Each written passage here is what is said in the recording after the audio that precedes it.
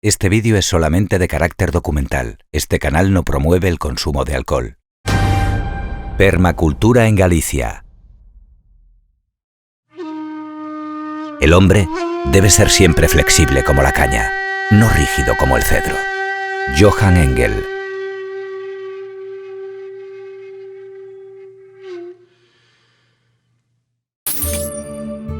Destilación del aguardiente gallego.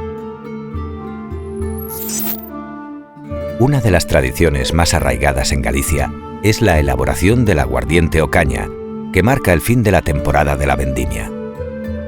Esta labor se realiza metódicamente desde hace siglos. La herramienta básica para el proceso de destilación es el alambique. Se compone de un gran recipiente o pota, la caldera o retorta, construida habitualmente en cobre, donde se calienta la mezcla y se produce la evaporación. El procedimiento consiste primero en condensar los fluidos que poseen una temperatura de evaporación menor, como el alcohol que hierve a una temperatura de unos 80 grados centígrados inferior a la del agua, que ascenderán a través del capuchón, capitel o capacete, que debe tener un volumen determinado en relación al de la caldera, para evitar la vaporización prematura del líquido. Avanzará por el caño de unión, trompa o cuello de cisne, hasta el conjunto de refrigeración o serpentín, una espiral donde sucede la condensación, situada en el interior de un recipiente lleno de agua. Allí, el vapor se condensa por reducción de la temperatura y se recolecta en el recipiente final en forma líquida. Para la elaboración del aguardiente gallego, se emplea el bagazo de la última cosecha vinícola. Este está compuesto por la uva y los racimos sobrantes de la elaboración del vino.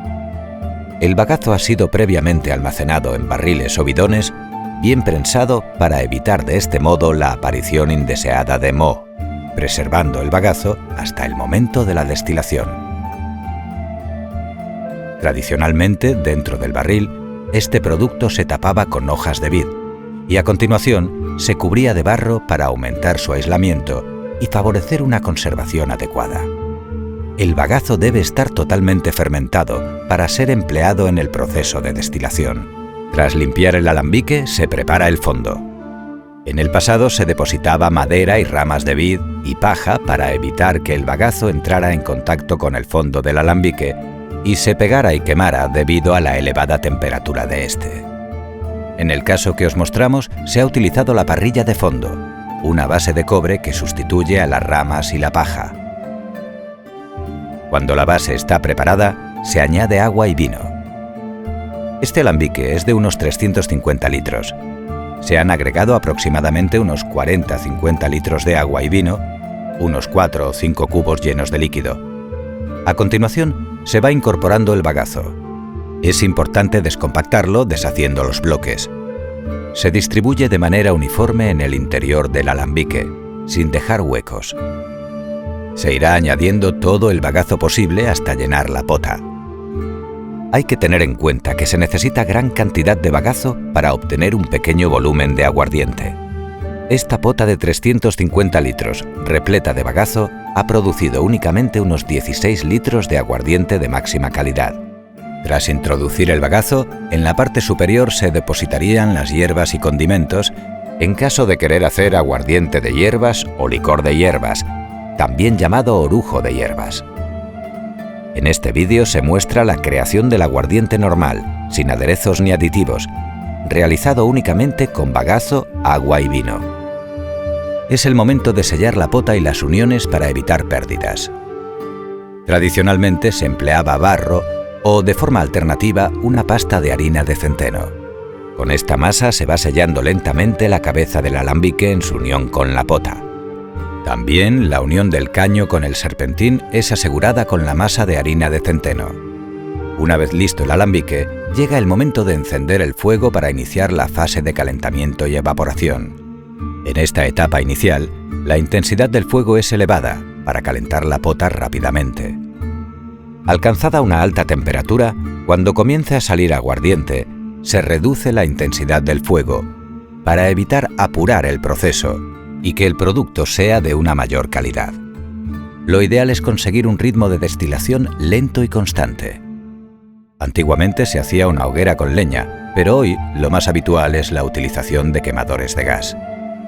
Debido al gran tamaño de estos, la salida de gas es muy abundante. Según avanza el proceso de destilación, la persistencia en el flujo de tal cantidad de gas hace que la bombona se congele. Para minimizar este enfriamiento, se coloca la bombona en el interior de un barreño con agua. Después de unas horas, el aguardiente comienza a brotar por la salida del serpentín. La costumbre era incorporar a esta salida un palo de madera tallado o un palillo para que el líquido fluya correctamente formando un hilo fino. Se debe separar y retirar este primer licor que sale, comúnmente llamado cabeza, al igual que el aguardiente que sale al final del proceso, también llamado cola. Estos se eliminan porque, además de no poseer la graduación idónea de alcohol, pueden contener metileno, que es muy dañino para la salud. Durante la parte intermedia del proceso de condensación se produce el aguardiente más puro. Su grado de destilación es óptimo, alcanzando una graduación alcohólica de más de 70 grados. Este es el auténtico tesoro líquido, un aguardiente de máxima calidad. Esta etapa intermedia puede llegar a durar alrededor de unas 12 horas, en las que el aguardiente irá brotando de forma lenta pero continua. Terminado este trámite, se puede envejecer la caña mediante maduración en barricas de madera o bien embotellarlo directamente. Cada una de las botellas resultantes alberga en su interior el increíble aguardiente gallego, un licor con una elevada graduación alcohólica, repleto de sabor y matices y reconocido y apreciado en todo el mundo. ¡Salud!